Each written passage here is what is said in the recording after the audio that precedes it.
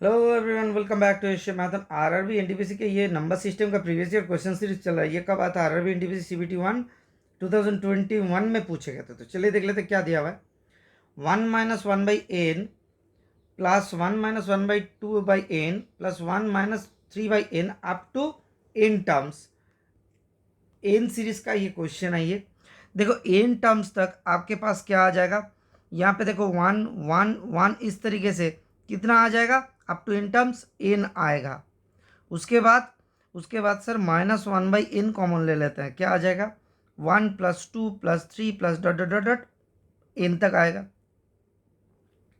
ये sum of the natural terms का formula होता है। तो ये फॉर्मूला क्या होता है? 1 + 2 + 3 लिख लीजिए, 3 फॉर्मूला है, +4 dot dot dot up to n terms तक क्या हो जाएगा? n into n + 1/2। अगर यही सीरीज 1² + 2² + 3² अप टू n² तक होता तो क्या हो जाता? n into n + 1 into 2n + 1/6 आता। अगर यही सीरीज 1³ + 2³ + 3³ इस तरीके से चलता n³ तक तो क्या हो जाता? n इंटू n + 1/2 इसका होल स्क्वायर हो जाता।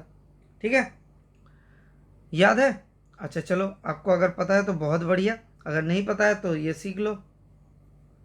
चलिए अब देख लेते हैं। तो ये सीरीज क्या हो जाएगा? n - 1/n into n + 1/n into n + 1/2 आ जाएगा।